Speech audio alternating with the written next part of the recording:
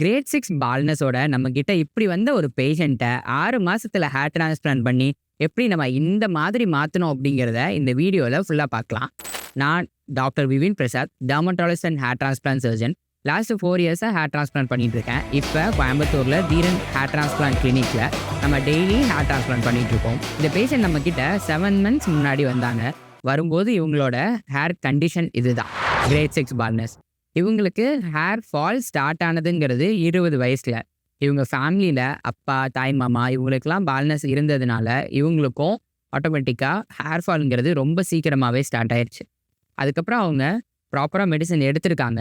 Minoxidil, தேவைப்படும் போது DST blockers, அப்பப்போ ஜிஎஃப்சி, இதெல்லாம் விட்டு எடுத்திருக்காங்க. ரொம்ப ரெகுலராக எடுக்காமல் ஒரு 6 months எடுக்கிறது, அதுக்கப்புறம் கொஞ்ச நாள் ஸ்டாப் பண்ணுறது, மறுபடியும் திரும்ப எடுக்கிறது, இந்த மாதிரி ஒரு ப்ராப்பராக ஃபாலோ பண்ணாமல் இவங்களுக்கு பால்னஸ் கொஞ்சம் கொஞ்சமாக அதிகமாகி இப்போ கிரேட் 6 பால்னஸில் இருக்குது. இவங்க நம்மக்கிட்ட வர்றதுக்கு முன்னாடி இன்னொரு கிளினிக்கில் மினாக்சிடில், டிஎஸ்டி பிளாக்கர்ஸ் இதெல்லாம் ட்ரை பண்ணி பெருசாக எந்த ரிசல்ட்டும் வராததுக்கு அப்புறம் தான் ஹேர் டிரான்ஸ்பிளான்ட் தான் ஒரே வழி அப்படின்னு யோசிச்சுட்டு நம்மக்கிட்ட ஹேர் டிரான்ஸ்பிளான்ட்காக வந்தாங்க.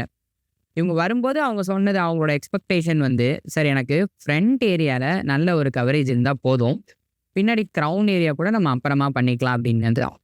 நம்ம வந்து இவங்களோட டோனர் அசஸ் பண்ணும்போது அவங்களோட டோனர் ஏரியா டென்சிட்டியில் வந்து ரொம்ப சூப்பராலாம் இல்லை, ஆனால் இவங்களோட பியர்டோட டென்சிட்டி ரொம்ப நல்லா இருந்துச்சு.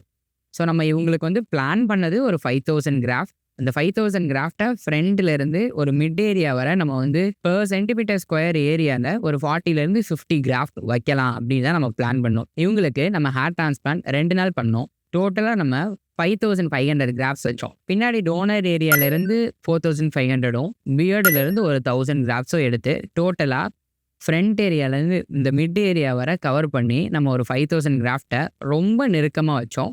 பின்னாடி ஒரு 3 ஃபிங்கர் க்ரௌன் ஏரியாவை விட்டோம். 6 months கழிச்சு இவங்க நம்மக்கிட்ட ஃபாலோ பண்ணாங்க.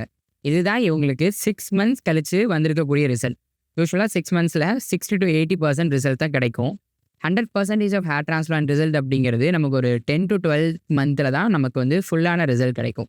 இப்போ இவங்களோட இந்த ரிசல்ட்லேருந்து இவங்களோட ஹேர் லைன் அவங்க எப்படி எக்ஸ்பெக்ட் பண்ணாங்களோ அதே மாதிரி இருக்குது. பார்க்குறதுக்கு ரொம்ப நேச்சுரலாக வந்திருக்கிற ரிசல்ட்லேயும் ரொம்ப நல்ல டென்சிட்டி இருக்குது. எங்கேயுமே தூக்கி சீவும் போது கேப் ரொம்ப நிறையா தெரியாமல் நல்ல ஒரு அடர்த்தியாக இப்போ ரிசல்ட் இருக்குது. டோனர் ஏரியா பார்த்தீங்கன்னாலும் தெரியும், கொஞ்சம் கூட டேமேஜ் ஆகலை. பியர்டுலையும் அதே மாதிரி எடுத்த மாதிரி கூட தெரியல. பின்னாடி இந்த க்ரௌன் ஏரியாவில் 3 விரல் விட்ட இடத்துல அங்கேயுமே கொஞ்சம் இம்ப்ரூவ்மெண்ட் வந்திருக்கு. அந்த இதை தேவைப்பட்டால் ஒரு 2 months 3 months கழிச்சு மறுபடியும் க்ரௌன் ஏரியாவுக்குன்னு இன்னொரு செஷன் நம்ம பிளான் பண்ணலாம். இதுவரை இந்த பேஷண்ட்க்கு நம்ம ஹேர் டிரான்ஸ்பிளான்ட்டில் என்ன பண்ணோம் அப்படிங்கிறத பார்த்தோம். மெடிக்கல் மேனேஜ்மெண்ட் நம்ம என்ன கொடுத்தோம் அப்படிங்கிறத டீட்டெயிலாக பார்க்கலாம்.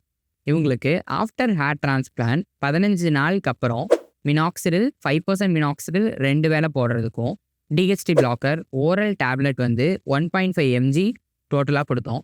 இப்போ அந்த டிஹெச்டி பிளாக்கரை கொஞ்சம் கொஞ்சமாக குறைச்சி 0.5 mg தான் எடுத்துகிட்டு இருக்காங்க.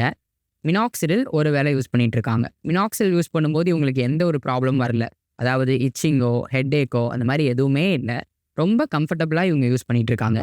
ஆஃப்டர் ஹேர் டிரான்ஸ்பிளான்ட் இவங்க எந்த ஜிஎஃப்சி செஷனும் எடுத்துக்கல. இதுக்கு என்ன ரீசன்னா, நம்மக்கிட்ட வர்றதுக்கு முன்னாடியே இவங்க நிறைய டைம் ஜிஎஃப்சி, பிஆர்பிலாம் எடுத்திருந்தாங்க.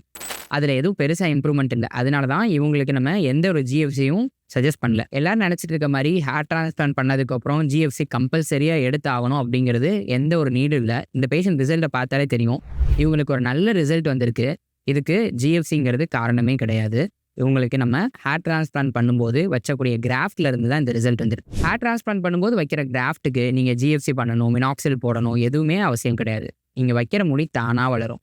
நம்ம யூஸ் பண்ணக்கூடிய மினாக்சிடிலாக இருக்கட்டும், டிஎஸ்டி பிளாக்கராக இருக்கட்டும், இந்த பால்னஸ் ஒன்றும் அதிகமாகாமல் பார்த்துக்கும். அதே மாதிரி நம்ம இம்ப்ளான்ட் பண்ண கிராஃப்ட்டுக்கு இடையில இருக்கக்கூடிய எக்ஸிஸ்டிங் ஹேர்ஸையும் க்ரோத் பண்ண ஹெல்ப் பண்ணும். ஸோ அதனால் ஆஃப்டர் ஹேர் டிரான்ஸ்பிளான்ட் இத்தனை செஷன் ஜிஎஃப்சி எடுத்தால் தான் ஹேர் வளரும் அப்படிங்கிறது கண்டிப்பாக கிடையாது. இவங்க என்ன ஃபுட் ஹேபிட்ஸ் ஃபாலோ பண்ணாங்க அப்படின்னா, high protein diet, biotin rich foods, அதே மாதிரி ஜங்க் ஃபுட்ஸ் அவாய்ட் பண்ண சொன்னோம். இவங்க கொஞ்சம் ஓவர் வெயிட்டாக இருந்தாங்க. அதனால ஜங்க் ஃபுட்ஸ் அவாய்ட் பண்ணிவிட்டு ஜிம் ட்ரைனிங் பண்ணுங்கள், வெயிட்டை குறைங்க. அதுவும் அவங்களோட ஹேர் ஃபாலுக்கு காரணமாக இருக்கலாம்னு சொன்னோம். அதையும் அவங்க ரெகுலராக ஃபாலோ பண்ணிகிட்டு இருக்காங்க. இந்த பேஷண்ட்டோட ரிசல்ட்லேருந்து 2 விஷயம் கண்டிப்பாக எல்லாரும் தெரிஞ்சுக்கணும். உங்களுக்கு எந்த வயசில் ஹேர் ஃபால் ஸ்டார்ட் ஆனாலும் மெடிக்கல் மேனேஜ்மெண்ட், அதாவது மினாக்சிடில், டிஎஸ்டி பிளாக்கர் இதெல்லாம் ஒரு டெர்மட்டாலஜிஸ்டோட அட்வைஸ் ஃபாலோ பண்ணி கொஞ்சம் ரெகுலராக யூஸ் பண்ணுங்கள். அதை நீங்கள் ரெகுலராக யூஸ் பண்ணீங்க அப்படின்னா நம்ம பால்னஸ் ஆகிறத தள்ளி போடலாம். 2வது பாயிண்ட், ஆஃப்டர் ஹேர் டிரான்ஸ்பிளான்ட் இத்தனை செஷன் ஜிஎஃப்சி எடுத்தாதான் ரிசல்ட் வரும் அப்படிங்கிறது கிடையவே கிடையாது. வைக்கக்கூடிய கிராஃப்ட்டுங்கிறது தானா வளரும். உங்களுக்கும் இதே மாதிரி ஹேர் டிரான்ஸ்பிளான்ட் பண்ணணும், ஹேர்லைன் நேச்சுரலா இருக்கணும், நல்ல ஒரு டென்சிட்டியோட ரிசல்ட் வேணும் அப்படின்னா நம்ம கிளினிக்கை கான்டாக்ட்